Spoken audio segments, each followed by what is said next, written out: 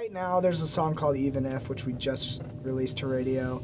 And even for a while now, that song's been, even before radio being a part of that song's existence, that song's been really important live, kind of following the movement of what faith can do and what that did for a lot of people, and that testimony that people had where that song reminded them of putting their trust in the Lord and grabbing onto their faith in Jesus.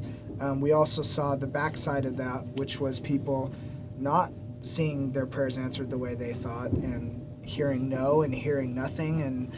And that song really deals with the idea of, as people and as humans and as created beings, we're subjected to whatever God desires and what he chooses to do.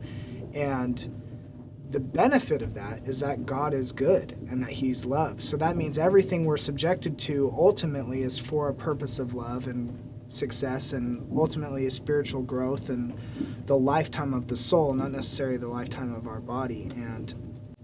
And so that song has just been kind of a cool moment, and Johnny's been able to take that and kind of dive into that song topically before we play it and just say, there's people here that have prayers that are unanswered. I mean, God, sometimes he's quiet, sometimes he's still, he's teaching us patience, and sometimes God just flat out says no. And what do we do with that as Christians? Do we turn our backs on God because he didn't do what we want? Do we doubt him? Do we lose faith altogether? And the answer, hopefully, for people is becoming, no, we don't turn our backs on God because we trust him. We trust that he said no for a reason, that he's changing our direction because it's serving a greater purpose.